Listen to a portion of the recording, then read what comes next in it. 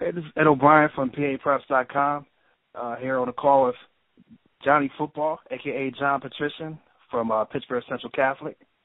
John, thanks for taking the time to get on this phone call with me. Appreciate it. Yeah, no problem. I'm honored to be on the phone with you guys, drop some knowledge. But, I'm excited to talk to you guys. All right. Well, first, I guess, let everybody know you did commit to Penn State, and that's where you'll be playing college football at. I guguess, I know we probably answered some of these questions before, but let's rewind the whole process, and go through that. Now, around this time last year, about how many offers did you have? To be honest, I think it was just like 2 weeks ago that I got my first offer a year ago. So It was like the 1 year anniversary of my first offer a few weeks ago. So I have it down on a calendar in my room where I wrote them all down. But it's been a long, fun year. A lot has happened, and it was exciting for sure. Okay, because and I'm asking about that because I did some research, and around May of last year, I think, and we talked a little bit. I think he had about 10 or 11 offers then, but most of them I think were FCS offers, some Patriot League schools, and then it seemed like in June Virginia offered you, and then from that point on you started getting a whole lot of Power 5 conference offers, including schools from Syracuse, schools like Syracuse, Pitt, I think Wake Forest and Northwestern in Maryland. Yeah. Temple, Wake Forest, Northwestern, Maryland, Virginia, Syracuse, Pitt, Penn State, West Virginia. I think that's all the Power 5 ones. I think there were like 10 total. But around this time last year, I was mostly getting FCS schools, and then actually Virginia came and worked me out of my school. And they offered me on my birthday, actually, June 1st. And then once I got that, I think I swept the MAC, and it just started, I blew up in the summer. And like you said, it really picked up throughout the course of the year, like the quality of offers with the level of schools. Okay, now at that point, was Penn State in the picture at all? Had they expressed any interest in you at that point? Yeah, they did, because I talked to Terry Smith a lot when he was at Temple, and then when he took the job at Penn State, it carried over a little bit, the recruiting. So, I talked to him a little bit, but obviously I knew it was going to drop off a little bit going from Temple to Penn State. I talked to him every once in a while. I love Penn State growing up, obviously, being from Pennsylvania. So, I always, hoped for a lot of interest from Penn State, but I knew that I needed to go to a camp in the summer to get that interest probably. Okay. Now, at that point, since I guess the Penn State offer wasn't there at that point, did you have a favorite at that point? Like before I got the Penn State offer? Yeah. Yeah, Pitt and Wake Forest and Virginia, they offered me all pretty early in the summer, and I liked all of them. I visited all of those multiple times, and I liked all those a lot. Really, all the big schools, really I was interested in, and I visited most of them throughout the summer. I went to a ton of Pitt practices because, it was really easy, nice and close, and I went to a lot of Pitt games too, and, I was a huge Pitt fan growing up as well. So I like Pitt a lot. I like Virginia a lot. I like Wake Forest a lot for a little bit there. And then, towards the end of the summer, I basically narrowed it down to Pitt and Virginia. Okay. All right. Now, I guess we can fast forward. I think your first official visit to Penn State was in January. Yeah, my official visit was to Penn State January 23rd through the 25th. Okay. And then you made the decision to commit. I believe that within a week, I believe. Yeah, about a week after that, I think I committed the following Saturday. Yeah. Okay, and I know you answered this question before, so if you don't mind, what were some of the things that led you to eventually, choose Penn State as a college you wanted to play at and go to? Yeah, good question. A lot of things. Like I said earlier, being from Pennsylvania, that meant a lot to me to be able to represent my state Playing for Penn State was always a thing I hoped for growing up. I mean, obviously, I had other dream schools growing up too, I guess you could say. Pitt being one of them, Virginia being one of them as well. So really, with my top three, it was hard to make a bad decision, to be honest. All three of them had their pros and cons that I liked. But the way that Penn State separated themselves was, I really feel like they're a program on the rise. Great facilities, great coaches that I really had a great connection with. I really, really liked the players in the recruiting class. I mean, I did with all three schools, but I really hit it off with them on the official visit, but most importantly, it was far enough away from home to where I could get my comfort, but close enough to home to where I can come home if I need to, and it's not an inconvenience. Like Pitt is like a half hour from my house. My high school is basically on Pitt's campus right now. So, I mean, that was cool, too. And then Virginia was a little bit further than both of them. So, all three schools, I had a different taste in everything. And, it was really nice to see the differences in each one and compare them and contrast them. So, I really like all three of my top schools, but Penn State definitely separated themselves for a number of reasons. But Pitt and Virginia were also, I could see myself with those two schools, too. Okay, now, and us, like asking this from all, I guess, the Western PA or Pittsburgh area kids, was there? It might be a stupid question, but how much pressure was it, to possibly, your Pittsburgh kid, basically, how much pressure did you feel, if any, to, go to Pitt or at least consider it seriously? A lot, to be honest. Because, I mean, to be honest, I was a bigger Pitt fan than a Penn State fan growing up, just living in Pittsburgh. I went to a ton of them growing up.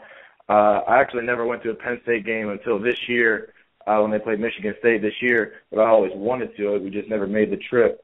But, I mean, most of our family friends and most of my friends are Pitt fans. So through the recruiting process, they were always saying, go to Pitt. We'll come and watch you play every Saturday, blah, blah, blah. So, I mean, it was hard to leave that, and especially every day I go to high school, my teachers are saying it. And granted, a lot of them are Penn State fans too because, we live in Pennsylvania. But, living basically on Pitt's campus, I definitely got a lot of that. And seeing Pitt every day going to school kind of reminded me of that. You're able to handle, I guess, the constant pull for your attention, interviews, getting hit up on social media, probably getting hit up by a bunch of coaches. How are you able to handle that whole process? Yeah, it's definitely, looked past by the public, I think. It's definitely, it's stressful to say the least. I mean, balancing, a social life with schoolwork and sports, obviously, along with and family and the recruiting process and talking to these coaches and the media as well. It definitely it's a lot to do in one day for sure. Especially when you're entertaining more than one school to talk to. You know what I mean? But I mean, it's a lot to do.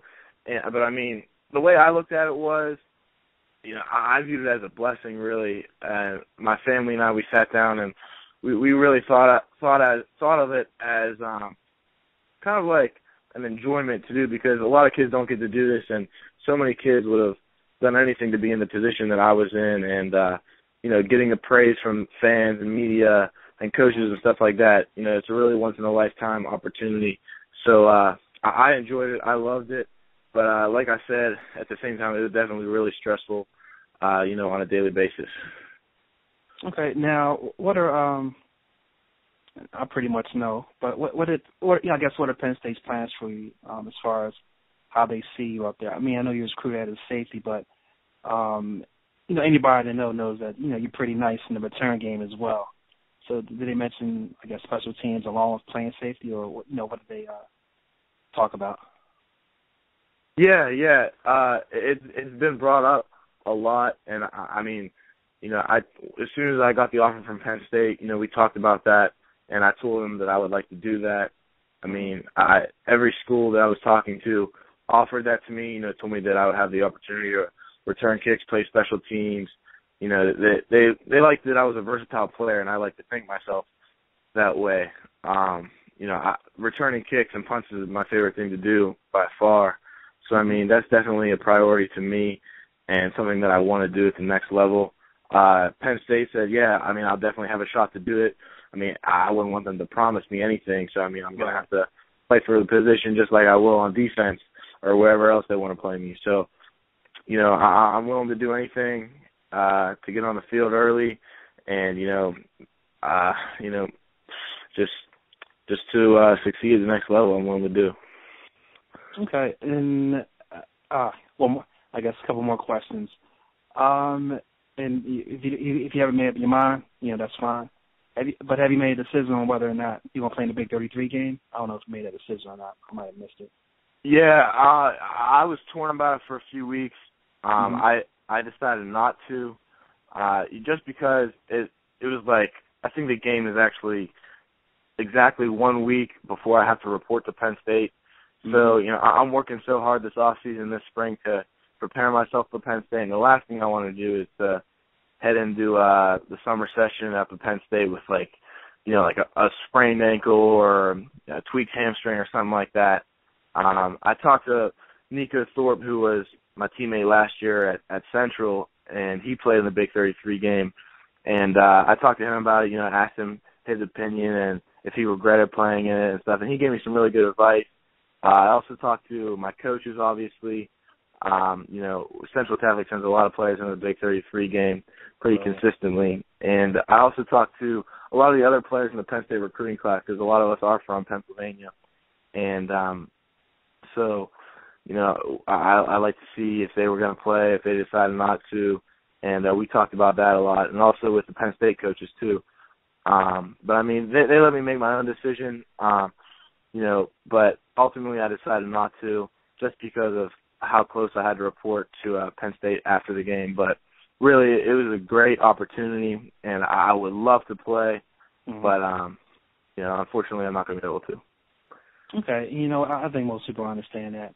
The risk I think I read Coach Franklin say something about risk versus reward last year when somebody asked him about, Penn State recruits playing the Big 33 game last year. So I don't think nobody blamed me for that. Quick question. How is it that Central Catholic has so many D1 players? I mean, no, you don't have to it's a place that... It just seems like, it's a factory over there right now. It's amazing. We talk about this every day, it seems like, and the number just grows every single day. And honestly, there are some kids on the team right now that I can't believe don't have offers. And I look around the locker room when I go watch practice and stuff, and I'm saying, like, wow, like, this kid's going to get offer soon. This kid is too. I mean, they're just pumping them out. And, I mean, it's the place to be. And, they're going to have another strong team this year, probably a lot better than we were last year. So I expect big things from them. But my advice to them was to, not really let it go to their head. They can control their ego as a team, because a lot of those kids have Big Ten Division I offers. It'll pay off in the long run. If they stay level-headed, then they're going to be a powerhouse for a few years. They have a lot of good kids coming up, and I'm really happy to see my young Bulls, their hard work paying off. Okay, that's great advice from Johnny Football. I think, for what I saw, you definitely kept the level head throughout the whole recruiting process, and I think most people would agree with that. So I think that's great advice for, your now former teammates, and also any other kids, I guess, currently going through the same process you're going through. Getting good number of offers, getting this attention. It's great advice, to just try to stay level headed. But enjoy the process as well. So, I appreciate the time. Before I let you go, I usually let, people get the shout-outs. If you want to thank anybody, feel free. Yeah. I would definitely like to thank my man, the Whippeal insider, Carlos Zofko. He's been with me from day one. I remember, actually, it's funny, we talked about this earlier in the interview a little bit, but a little over a year ago, we texted a lot, and I remember I kept asking him, like, Carlo, how long is it until I get my first offer? Like, what do you think? He was watching my film all the time, and he was saying, like, he projected me. He was saying, I think you're a 1AA player. Like, they'll come soon. Don't worry. and it happens. So it's been a fun process with him, and I doubt this man will hear this because I don't know how technologically sound he is. But I'd like to thank my D-back coach, Rick Capretta at Central Catholic. I mean, he turned me into the man that I am today, and without him, I have no clue where I would be. I mean, I think he's the best, defensive back coach in the state, hands down, and he's produced a lot of Division I defensive backs over the years. So I mean, and more coming. You're seeing Bryson Gardner, DeMar Hamlin, all of them are coming up too. So he's the man for sure, and he doesn't get too much of the spotlight. But there's a little shout out for him too. All right. Well, I'll make sure. I guess the football sort of gets it, and hopefully he gets to hear it. But John, I truly appreciate you taking the time to talk with us today, and I definitely wish you the best of luck. I'll be keeping tabs on you, and I'm sure. In fact, I know you'll do great at the next level, and I'll make sure Carlo, it's Carlo, right? Yeah, I'll make sure he hears this because I know he pushes the whip your kids real hard, and he usually seems to get a post. He usually gets a hold of these kids before they start to blow up, and he's pretty good at scouting talent out there. So I'll make sure he gets a hold of this. Awesome. Well, I appreciate it. Thanks for the time. And also, thanks to you, for keeping me posted all season long. We talked a lot on Twitter, so I'd like to thank you for that as well. It was a fun ride, and, you make me smile every time you call me Johnny Football. That's like the favorite thing that anybody ever calls me. You call me it the most, so I appreciate it. There's no problem at all, man. I'll make sure you get that plaque, too. Oh, awesome. Yeah, that'd be great. I didn't forget about that. Thanks again. And awesome. Hit me up anytime. I appreciate it, man. No problem. You're very welcome. Have a good one. All right, you too. Thanks, son.